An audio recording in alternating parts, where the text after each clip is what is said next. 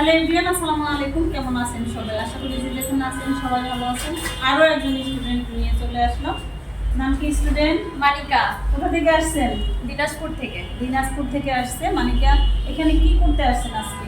এখানে আমি আজকে ল্যাবরেটরি পরীক্ষা দেওয়ার জন্য আসছিলাম। পরীক্ষা আমাদের কিছুক্ষণ আগে শেষ হইলো, আলহামদুলিল্লাহ পাস হয়ে গেছে। আলহামদুলিল্লাহ। আমি একটু মানিকার ব্যাপারে আপনাদেরকে বলি। মানিকা কিন্তু একদম জিরো ব্যালেন্সে ম্যানেজমেন্টে ঢুকছিল, মানে বিউটিফিকেশন সম্পর্কে কোনো আইডিয়া ছিল তোমার? এখান থেকে সে ফুল বিউটিফিকেশন কোর্স শেষ করেছে এবং ধাপে ধাপে সে কিন্তু লেভেল 2 আজকে লেভেল 3 করে ফেললো। এরপরে তার হলো মেকআপ আর্ট অলরেডি রেজিস্ট্রেশন করা আছে। তার চিন্তা ভাবনা সে ফুল বিউটিফিকেশন কোর্সটা শেষ করে সে as a assessor and trainer part complete করবে, সেই প্রস্তুতি নিতেছে।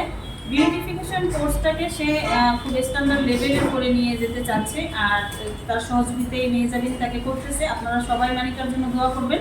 আমরা মানিকাকে ইনশাআল্লাহ আগামী কয়েক মাসের মধ্যে এনএসডিএতে দেখতে চাই এবং সে হলো একজন ট্রেনার হিসাবে নিয়োগ নিবে ইনশাআল্লাহ। আপনারা দেখবেন, সবাই মানিকার জন্য দোয়া করবেন।